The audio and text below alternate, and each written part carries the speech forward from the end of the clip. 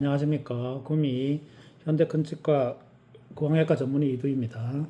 자, 오늘 척관절 질환으로 환자들이 많이 오는데 제가 보통은 30분, 40분에 걸쳐서 설명을 해드립니다. 설명을 해드리고 치료를 하게 되는데 시간이 굉장히 길고 설명할 게 너무 많죠. 그래서 제가 동영상을 찍어서 직접 설명하는 대신에 동영상을 통해서 이제 들으면서 이해할 수 있게 그 이런 정보를 턱관절에 대한 정보를 전달하는 것이 목표고요. 그러기 위해서 이제 동영상을 찍겠습니다. 우리 턱은 아래턱이 있죠. 턱에 아래턱에 쭉 따라가면은 하악과두라고 볼록 나온 부위가 있습니다. 그리고 머리 쪽에 두 개 저죠. 그 부위에 귓구멍이 있고요. 귓구멍 앞쪽에 척두와라고 움푹 들어간 부위가 있습니다. 그래서 이 부위가 성장 발육하면서 이렇게 딱 맞게 돼 있죠. 딱 맞게 이렇게 관절을 형성하고 있고요. 그래서 우리가 이 부위가 하는 역할이 무엇이냐면 우리가 치아끼리 앞쪽 치아가 꽉 물게 되죠. 그러면 이 근육이 바깥쪽 안쪽에 붙어서 수축을 하면서 꽉 물게 되는데 물 때 이 관절이 지렛점이 됩니다. 그래서 힘을 딱 받쳐주기 때문에 이렇게 강하게 이제 씹을 수가 있는 거죠. 그런 역할을 이제 이 관절이 이제 하게 되는 거죠. 그리고 이 이제 하악의 운동을 보면 처음에 3cm 정도는 이렇게 입이 벌어질 때는 회전을 하면서 이렇게 이제 운동이 일어나고요. 근데 요 이상의 크게 입을 벌릴 때는 어떻게 되냐면 앞으로 쭉 미끄러져 나와요. 이 부위가 우리가 활주 운동이라고 그러는데 이 부위가 이제 쭉 미끄러져 나오면서 운동을 하게 되죠. 그래서 너무 많이 쭉 이제 오게 되면 걸려서 뒤로 못 돌아가죠. 이거 이제 턱이 빠졌다라고 이제 하는 거죠. 그래서 입을 다물 때도 쭉 미끄러져 들어가고 그 다음에 이제 회전 운동을 하게 되는 거죠. 그래서 하악의 움직임은 이렇고요. 그래서 그러면 이 부위에 턱 관절에 문제가 오면 어떻게 되느냐? 디스크가 빠져나가게 되죠. 빠져나가게 되는 거는 1, 2, 3단계로 이제 볼 수가 있는데 0은 정상입니다. 디스크가 자기 자리에 있는 건 정상이고요. 1단계가 되면 어떻게 되냐면 이렇게 디스크가 하악과두를 감싸듯이 이렇게 있는데 1단계가 살짝 이렇게 빠져나가게 되면 우리가 입을 딱 벌리잖아요. 벌릴 때 회전을 싹 하면서 3cm까지는 이렇게 회전을 하고 그 다음에 앞으로 좀 미끄러져 나간다 그랬죠. 그래서 이렇게 딱 미끄러져 나가면서 딱딱 소리가 나게 되죠. 그 다음에 입 다물 때도 이렇게 떨어지면서 딱 소리가 납니다. 그래서 이렇게 회전을 하게 되죠. 그래서 회전을 이렇게 하는 동안에 소리가 안 납니다. 입을 작게 벌릴 때는 소리가 안 나죠. 그러다가 이제 크게 벌리면서 활주 운동 일어날 때 이제 자기 자리 찾아가면서 딱딱딱딱 소리가 마찰은 나는 거죠. 그게 1단계입니다. 그래서 내가 입을 벌렸을 때 소리가 난다. 그러면 디스크가 1단계 삐져나갔구나. 이렇게 생각을 하면 됩니다. 그리고 2단계는 이거보다 조금 더 삐져나가죠. 이렇게 삐져나가면 요 부위 그러니까 척도와 앞쪽에 요 부위와 하악과두 사이에 삐져나가면서 디스크가 꽉 끼게 돼요. 끼게 되면 입을 벌릴 때 이 정도는 벌어집니다. 3cm까지 벌어지고 그 다음에 벌어지려고 앞으로 미끄러져 나와야 되는데 걸려서 아파서 이제 입을 못 벌리게 되는 거죠. 그래서 입이 안 벌어진다. 그러면은 이제 2단계라고 볼 수 있는 거죠. 근데 이러한 단계가 갑자기 계단식으로 어느 날 갑자기 1단계가 되고 어느 날 갑자기 2단계가 되고 그러지는 않습니다. 그 0과 1과 2, 3 사이에 무수한 시간이 있는 거죠. 조금씩 진행이 되는 겁니다. 진행이 되고 이 기간이 굉장히 길어요. 그래서 소리가 나는 게 이제 뭐 1년, 2년, 3년 사람에 따라 다르겠죠. 그 이제 정도의 진행 속도가 좀 다르죠. 그래서 입이 소리가 나는 단계가 오래되면은 그 다음에 가서 이제 입이 안 벌어지는 단계가 되는 거죠. 내가 입이 안 벌어지는데 소리 나는 단계가 없었다. 그러면 2단계로 보기 힘들죠. 다른 원인을 또 찾아볼 수 있는 거고요. 그래서 2단계가 되면 입이 크게 안 벌어진다. 이렇게 보면 되고요. 그 다음에 3단계가 되면 디스크가 완전히 빠져나가게 돼요. 처음에는 이제 디스크가 빠져나가게 되면 뒤쪽에 원판 호조직이라 그래서 연조직이 있는데 그 부위도 힘이 가해지면서 벌겋게 충혈이 오고 흐물흐물하게 염증성으로 되다가 구멍이 나죠. 천공이 일어나면서 뼈와 뼈가 이제 맞닿게 되면서 뼈가 이제 닳게 돼요. 퇴행성 질환이 되죠. 그렇게 되면 이 부위에 입을 벌릴 때 서걱서걱 모래알 굴러가는 것처럼 그런 소리가 들리면서 염증이 항상 있게 되죠. 그러면 염증에서는 동통 유발이 이제 나오기 때문에 항상 아픈 거죠. 귀도 아프고 머리도 아프고 턱관절 쪽이 계속 아프게 됩니다. 그렇게 되면 이제 상당히 이제 우리가 생활하는데 삶의 질이 떨어지게 되는 거죠.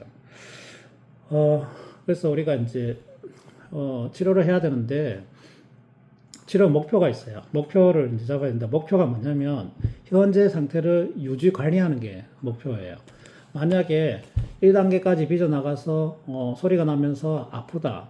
그러면은 이 디스크를 원래 자리에 돌려놓는 게 치료지 왜 지금 상태를 유지하라고 하느냐. 그래서 우리가 수술을 통해서 뒤로 돌려놔 봤죠. 봤는데 어떻게 해요? 자기 자리에 잘 맞던 디스크도 어떤 원인에 의해서 삐져나갔단 말이에요. 근데 삐져나가게 되면 이제 형태가 다 변해요. 변했는 형태를 자기 자리에 갖다 놓으면 더 잘 안 맞죠. 그러니까 안 맞으면은 원인이 제거가 안 되면 더 빨리 삐져나가 버리는 거죠. 그래서 많은 수술을 해봤지만 그렇게 큰 효과가 없었다는 거죠. 그래서 더 1단계면 2단계, 3단계 가는 걸 차단해 주는 게 이제 치료 목표가 되는 거죠. 예. 그래서 우리가 뭐 어떤 수술을 통해서 하는 건 아니고요. 물론 이제 제일 마지막에 3단계까지 가서 퇴행성 질환이 많이 일어나서 굉장히 힘들 때는 우리가 무릎이나 고관절에 티타늄으로 아예 완전히 치환시켜버리는 그런 수술을 하잖아요. 그러한 걸 이제 관절에도 할 수가 있어요. 그러면은 이 하과두나 척두와 쪽을 이제 티타늄으로 다 이제 교체를 하는 거죠. 그거는 진짜 이제 최후의 방법이고요. 그 전에는 이제 우리가 다른 치료를 통해서 우리가 더 진행되지 않게 하는 게 이제 치료 목표가 되는 거죠. 그러면 이 치료의 목표를 달성하기 위해서는 어떻게 해야 되느냐면 원인을 알아내야 돼요. 뭐든지 병에는 원인이 있고 그 원인을 찾아내서 원인을 없애줘야지만이 치료가 되는 것이죠. 그래서 원인이 뭐냐? 원인이 뭐냐면 외상입니다. 외상. 외상이 뭐냐면 우리가 피부가 있으면 이렇게 힘이 외래에 가해져서 힘이 가해지면 피부가 멀쩡하죠. 그러면 외상이 아닙니다. 근데 힘이 가해졌는데 멍이 들거나 뭐 찢어져서 피가 나거나 그러면 외상이죠. 그래서 자기가 견딜 수 있는 이상의 힘이 이제 가해지는 게 외상인데 턱관절에는 크게 보면 두 가지 이제 외상이 있죠. 뭐 교통사고가 당했거나 어디 이렇게 맞았거나 해서 강한 힘이 와서 이제 하는 외상, 그걸 거대 외상이라 그러는데 그거는 대부분 이제 응급실에서 볼 수가 있죠. 응급실에서 이제 찢어지고 깨지고 해서 수술을 해야 되는 그 외상이 있고요. 근데 턱관절에서 일어나는 대부분 외상은 뭐냐면 미세 외상이에요. 미세 외상. 작은 힘들이 계속 누적돼서 쌓여서 이제 일어나는 외상이죠. 예를 들면은 바위에 물방울이 똑똑 떨어져요. 그러면은 외상 바위 처음에 몇 방울 떨어져도 바위는 멀쩡하죠. 그러면 이게 외상이 아니죠. 아닌데 반복적으로 계속 떨어지는 거예요. 세월에 걸쳐서 1년, 2년, 3년 계속 떨어지죠. 그러면 바위에 이제 구멍이 생기는 거죠. 그 외상인 거죠. 작은 힘이 계속 이제 횟수가 많아지면서 외상으로 가는 거죠. 그 미세 외상이라 그러는 거죠. 그래서 턱관절에 있어서도 이제 여기에 힘이 가해지는 그런 외상이 크게 가해지는 게 아니고 작은 외상들이 계속 누적되면서 이제 문제가 오는 거죠. 그러면 원인은 이제 외상이라고 보면 되죠. 그 과부하 걸리면서 외상이 발생하는 거. 그러면 구체적으로 이제 외상이 뭐 어떤 것이 있는지 이제 하나하나 이제 예, 이야기를 할 테니까 본인이 어떤 거 있는지 이제 한번 생각을 해봐야 돼요. 첫 번째는 이제 자세입니다. 자세. 턱에 힘이 이렇게 가해진 자세죠. 턱 괴는 거. 괴죠. 힘이 가해지죠. 그 다음에 엎드려서 자는 거. 엎드려서 자는 힘이 가해지죠. 그 다음에 뭐 악기, 바이올린 이렇게 하죠. 이런 것들. 그다음 바이올린 말고도 악기 중에서 이제 턱에 힘이 가해지는 악기들이 좀 있죠. 그런 것들.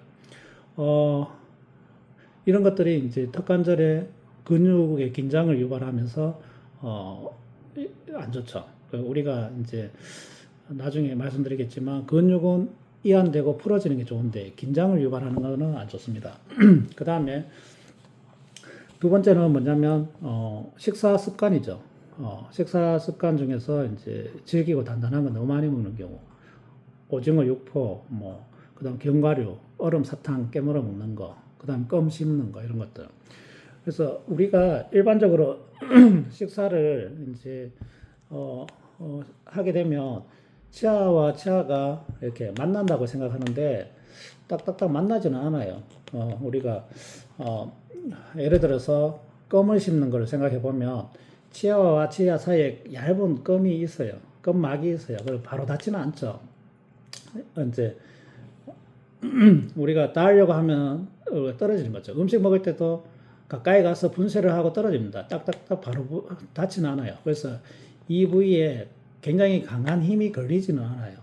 근데 너무 많이 하는 거죠. 그러니까 오징어 뜯어서 반마리 질근질근 씹는 거죠. 욱신욱신하게 이제 씹는 거죠. 그럼 힘이 이제 많이 가해지는 거고, 껌을 씹는 것도 힘이 강하게 걸리지는 않죠. 근데 그거를 특히 뭐 운전하시는 분들 뭐 1시간씩 졸음오고 하니까 30분, 1시간, 2시간 계속 이제 씹어버린 거죠. 턱 운동을 계속 시키는 거죠.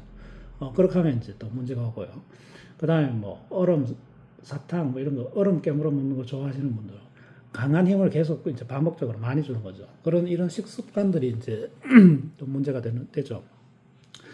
그 다음에 이제 가장 이제 턱관절에 제일 안 좋은 게 뭐냐면 밤에 잘 때 이를 물거나 이를 가는 거, 이게 제일 안 좋습니다. 그래서 아까 얘기했듯이 음식 먹을 때도 이 부위가 꽉 닿지는 않아요. 근데 이제 이를 갈게 되면 치아끼리 딱 닿죠. 닿으면서 이렇게 비벼버리는 거죠. 자, 보면은 앞쪽에 치아가 이렇게 벌어지면 뒤쪽에 앞쪽에 치아 사이에 이렇게 간격이 있죠. 간격이 있고 뒤쪽에 관절에는 위에 뼈하고 밑에 뼈하고 사이에 간격이 있습니다. 이거 관절 간격이라 그러는데 평소에는 우리가 어떻게 했냐면 이걸 살짝 이렇게 힘 빼고 있으면 살짝 벌어져 있어요. 치아 사이가 약간 떨어져 있죠. 떨어져 있고 뒤쪽에 위에 뼈와 밑에 뼈도 살짝 떨어져 있어요. 그러면 사이에 디스크가 쉬고 있는 거예요. 쉬고 있죠. 그래서 지금 가만히 있었어야 하면 이를 물고 있는 분들은 아주 드물어요. 1% 이내, 1%도 안 되죠. 아주 이내고 대부분은 이제 약간 쉬고 있는 거죠. 떨어져서 쉬고 있는데 밤에 잘 때 이제 이를 무는 거죠. 그러니까 꽉 물죠. 그러면 뒤쪽에 이제 디스크가 지렛점의 역할을 한다 했잖아요. 아래 하 과두가 위쪽에 이제 꽉 눌리면서 디스크를 압박하는 거죠. 그 디스크가 일을 시키는 겁니다. 거기다가 이제 이렇게 비벼버리는 거죠. 그렇게 되면은 디스크가 굉장히 이제 외상을 입게 되는 거죠. 그래서 이 턱관절의 이해에서 가장 이제 키포인트 50%가 뭐냐면 치아가 울게 되면 뒤쪽에 디스크가 위에 뼈와 밑에 뼈가 눌리면서 디스크가 꽉 눌리면서 이제 일을 하게 된다. 그리고 앞쪽에 치아와 치아 사이가 떨어지면 뒤쪽에 뼈와 뼈 사이도 이렇게 거리가 멀어지고 떨어지면서 디스크가 이제 쉬게 된다. 이걸 일단은 이 원리를 이제 알아야 되는 거죠. 그리고 이 일을 무는 게 이게 밤에만 일어나는 것이 아니고 낮에도 이제 일을 무는 경우가 있죠. 그래서 어떤 경우냐면 대표적으로 이제 그 운동할 때 운동하죠. 힘을 쓰잖아요. 근육이 수축하죠. 그러면 우리가 이 씹는 근육도 같이 이제 수축하게 돼요. 근육들이 협응을 해서 같이 움직이는 거죠. 수축할 때 수축하고 이완할 때 같이 이완하고. 그래서 웨이트 특히 할 때 뭐 그 들죠. 데드리프트 뭐 이렇게 할 때 힘을 쓰면 당기거나 들거나 힘을 쓸 때 근육에 힘을 쓸 때 이 턱 쪽에 있는 이 저작근을 같이 이제 힘을 쓰게 돼요. 그러면 이를 물게 되는 거죠. 물게 되는데 보통 사람들은 이제 운동하다 보면 잘 몰라요. 내가 이를 무는지 안 무는지 모르는데 최대 이제 근력을 발휘하지 않을 때는 사실 안 물죠. 안 무는데 자기 체중의 뭐 반 이상, 체중이 80kg면 40, 50kg 이상 데드리프트를 하게 되면 자연스럽게 이거 쓱 물게 돼요. 그리고 최대 근력 뭐 80kg, 100kg 하게 되면 당연히 용을 쓰면서 이렇게 물게 되는 거죠. 그게 이제 반복되면 치아끼리 계속 이제 부딪히고 치아에도 문제가 많이 생기고 턱관절에도 계속 힘이 가해지는 거죠. 이제 운동할 때, 그 다음에 무거운 물건 들 때, 그럴 때 이제 문제가 이제 일어나는 거죠. 그리고 그 외에도 이제 문제가 있는데 그 너무 이제 또 많이 움직이는 게 문제가 돼요. 아까 얘기했는 껌 씹는 게 이런 거죠. 계속 많이 움직이는 거죠. 그 다음에 이제 말을 계속 해야 되는 직업들, 전화 상담원들 계속 말을 많이 하죠. 끊임없이 이제 움직이는 거죠. 이런 것들이 영향을 주고요. 그 다음에 입을 너무 크게 벌리는 경우, 입을 크게 벌리면 이렇게 미끄러지면서 운동량이 굉장히 많아져요. 많아지죠. 그래서 하품할 때 막 너무 크게 한다거나, 그 다음에 뭐 성악하는 분들, 그 다음에 이 턱을 아에이오 이렇게 막 돌려보자, 막 비벼보고 이런 게 굉장히 안 좋죠. 그 다음 먹을 때 뭐 사서 이렇게 크게 싹 해서 이렇게 먹는 경우, 뭐 고령 붙이거나 이런 분들, 입을 너무 크게 하는 분들, 이제 예를 들면 우리 이제 환자 중에서 여학생인데 이렇게 밥을 먹을 때 이렇게 넣으면 입술에 음식물이 닿아요. 그게 싫어요. 깨끗해지고 싶어. 그래서 넣을 때마다 입을 크게 벌린 거예요. 크게 해서 하니까 식사할 때마다 입을 크게 벌리니까 그게 이제 턱관절 질환을 이제 유발하게 된 그런 경우가 있고요. 그 다음에 이제 또 뭐 습관들이 있는데 또 어떤 경우가 있었냐면 우리가 이제 요 손가락 있죠. 손가락을 이렇게 해보면 딱딱 소리 나죠. 우리 어릴 때 이런 놀이 해보면 딱딱 소리 나는 게 재밌어요. 턱도 이렇게 돌려보면 이렇게 딱딱딱딱 소리가 나요. 재밌으니까 계속 한 번씩 해보는 거예요. 그렇게 비비는 거죠. 그게 이제 누적되니까 어떻게 해요? 디스크가 완전히 빠져나가면서 이제 문제가 되는 그런 경우도 있고, 그 다음에 또 어떤 분들은 이제 우리 할아버지 할머니 중에서 아침에 일어나서 치아를 딱딱딱 부딪히면은 소리가 이렇게 나죠. 나면서 이제 정신이 맑아지는 거죠. 그 치매 예방을 한다고 그런 식으로 아침마다 딱딱딱 해보는 거예요. 그러면 어떻게 해요? 치아 쪽에도 이제 영향을 많이 주고 디스크도 이제 계속 이제 외상을 가야 되는 거죠. 그래서 지금까지 이제 여러 가지 예를 들어서 이제 잘못된 습관, 어떤 습관이 이제 원인이 되는지 지금 했는데 그 중에 해당되는 게 본인한테 해당되는 게 뭐 어떤 것이 있는지 지금 이제 한번 체크를 한번 해보세요. 체크해 보셨죠? 자, 그러면 이제 그 치료가 뭐냐면 지금 자기한테 해당되는 그거를 이제 안 해야 돼요. 안 하는 게 이제 치료인데 그걸 치료법이 4가지가 있는데 그 첫 번째가 그 행동요법이에요. 행동요법. 행동을 어떻게 해야 되느냐. 입을 크게 벌리지 말 것, 꽉 깨물지 말 것, 반복적으로 많이 움직이지 말 것. 그러면 뭐예요? 턱이 하는 역할이 벌리고 물고 움직이는 건데 그걸 하지 말라는 건 뭐예요? 사용하지 말라는 거죠. 근데 사실은 사용하지 말라는 게 아니고 사용을 좀 줄이라는 거예요. 자, 기준이 100이 기준이 있는데 내가 할 수 있는 턱의 기준이 100이에요. 100인데 120에 이제 힘을 계속 쓰면 어떻게 돼요? 과부하 걸리면서 외상이 되는 거죠. 외상이 생기면 어떻게 돼요? 디스크가 자꾸 삐져나가죠. 그래서 우리가 지금 치료의 목표가 더 이상 진행되는 걸 이제 차단하고 막아주면서 유지 관리하는 게 목표인데, 외상을 가하면 이제 점점 진행되니까 안 되겠죠. 그러면 어떻게 돼요? 100 이하에 이제 일을 해야 되는 거죠. 그러면 95 이런 거는 이제 허용한다는 얘기죠. 근데 만약에 지금 따깍따깍 소리가 나고 아프다. 그러면 이제 기준이 변했어요. 85 정도로 이제 기준이 바뀐 거예요.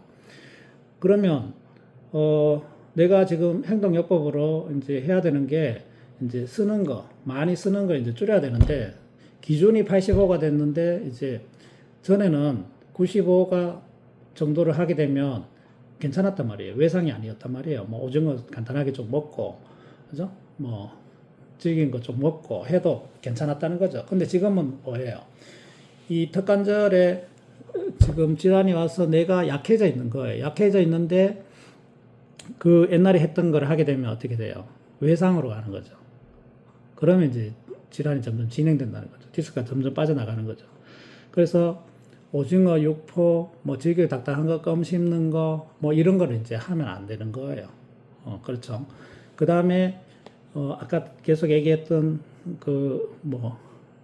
이갈이, 이악물기, 뭐 이런 것도 이제 하면 안 되죠. 안 되는데, 지금, 어떻게 그러면 조절을 해야 되느냐. 일을 낮에 무거운 물건을 들거나, 그 다음에, 운동을 할 때 스스로 이제, 약간 치아결이 떨어져 있는 상태 유지한다 했잖아요. 이 상태를 유지하면서 힘쓰는 법을 터득을 해야 돼요. 그래서 운동할 때 입을 약간 벌린 채로 힘을 쓰는 거죠. 그렇게 하는 거죠. 힘쓸 때 약간 벌어진 걸 생각하면서 이렇게 힘을 쓰는 거. 병뚜껑 딴다. 그러면 우리가 힘 꽉 주면 이제 물게 되죠. 입을 벌리고 이제 힘을 주는 거죠. 그런 식으로 이제 행동요법을 그렇게 가져가야 되고, 식사는 두부 달걀 된장 부드러운 거 위주로 이제 가져가고, 특히 아플 때는 더 조심해주고, 조금 회복되면은 또 이제 어느 정도 또 쓰고, 이런 식으로 이제 조절을 해가면서 이제 하는 게 첫 번째 행동요법이에요. 그 다음에 두 번째는 뭐냐면 물리치료죠. 물리치료는 뭐냐면 이 부위에 근육이 있어요. 근육이 이제 주변 근육들이 긴장을 하고 수축하는 건 안 좋아요. 디스크 앞에도 이제 근육이 있는데, 정상적일 때는 근육이 이제 크게 작용을 안 하는데, 디스크가 한번 삐져 나오면 그다음부터는 근육이 수축하면 자꾸 잡아당긴다고 되어 있거든요. 그래서 우리가 근육을 풀어주는 거, 그 온도로 따지면 따뜻한 게 좋죠. 따뜻하게 풀어주는 게 좋기 때문에 온찜질이 이제 첫 번째 물리치료 첫 번째예요. 그래서 물수건에 따뜻한 물을 해서 수건을 이렇게 대주고 온찜질 하는 거. 요즘은 핫팩 같은 거 많잖아요. 핫팩 같은 거 해서 이제 따뜻하게 해주는 거. 그래서 반대로 얘기하면 차가운 거는 안 좋죠. 그래서 겨울에 찬바람 맞는 거, 이게 피부도 오돌토돌해지고 근육도 수축되죠. 그런 근육이 수축하면 디스크 당기죠. 그런 것들이 안 좋고요. 그래서 만약에 차가운 바닥에 엎드려서 잔다. 이거는 뭐예요? 자세도 안 좋고 온도도 안 좋은 거죠. 그래서 따뜻한 거, 사우나 간다거나 이런 식으로 하면 근육들이 풀어지고 좋고요. 그 다음에 안쪽에 있는 속의 근육은 어떻게 하느냐? 운동을 하면 좋아요. 혈액순환이 많이 되면서. 우리가 러닝하고, 땀 흘리는 운동들은 다 좋죠. 근데 이제,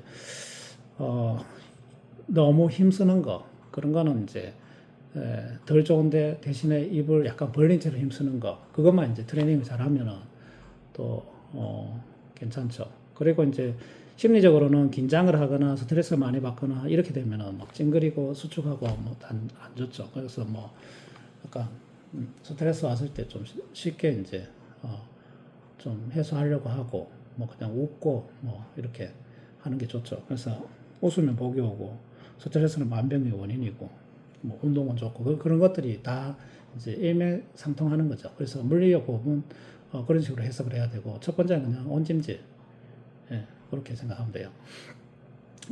온찜질과 운동. 자, 그러고 이제 세 번째는 치료법이 뭐냐면 약물 치료죠. 약물 치료. 인위적으로 약을 먹어서 해결하는 겁니다. 그래서 뭐 진통소염제, 아프면 진통소염제를 먹거나 근이완제, 근육 풀어주는 거죠. 그 다음에 심리적으로 이제 힘들 때 신경 안정제, 그렇게 처방을 하는데, 이거는 이제 좀 많이 심한 경우에는 약을 처방을 해야 돼요. 처방을 해서 일단은 이제 많이 통증이나 이런 걸 이완시켜 줘야 되고, 근데 이런 약물요법이 행동요법하고 서로 반대 상충되죠. 행동요법은 기준이 있어서 그걸 이제 안 하는 쪽으로 해야 되는데, 만약에 이제 약을 먹게 되면 기준이 사라져 버리니까 약 먹고 뭐 하고 싶은 대로 막 해버리면 이게 더 문제가 되죠. 우리 만약에 피부에 이렇게 상처가 났잖아요. 상처가 왜 났냐? 계속 어떤 힘이 계속 가해지니까 이렇게 상처가 나죠. 근데 약을 바르고 계속 이렇게 힘을 가해주면 뭐예요? 안 낫죠. 그 약 바르는 게 큰 의미가 없다는 거예요. 이렇게 힘이 가해지는 이 원인 자체를 제거를 해야지 해결이 된다는 얘기죠. 그리고 약물에 의존해서는 안 된다는 얘기죠. 그러니까 약을 거의 안 쓰거나 아니면 아주 급할 때만 쓴다는 거죠. 그 다음에 이제 네 번째가 뭐냐면 교합 안정장치라고 있어요. 마우스피스 끼는 거죠.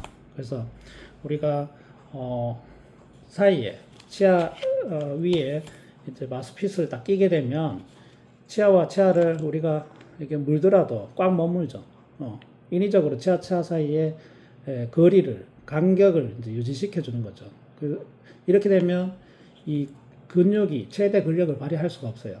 치아 사이에 꽉 물었을 때 최대 근력이 발휘되는데 이렇게 떠 있기 때문에 최대 근력이 발휘가 안 되죠. 그래서 뒤쪽에 뼈와 뼈 사이에 그 관절 간격이 약간 떨어지게 되는 거죠. 인위적으로. 그래서 이러한 교합 안정장치를 추천하는 경우에는 벌써 2단계, 3단계 많이 진행되어 있는 경우와 그 다음에 이제 밤에 내가 의식적으로 조절을 못하죠. 밤에는 내가 이런 물고 갈고 이런 것들을 조절을 못하기 때문에 이제 마우스피스를 끼고 이제 턱관절을 보호하게 되는 거죠. 그래서 그렇게 이제 교합 안정장치를 사용하는 경우는 밤이나 그 다음에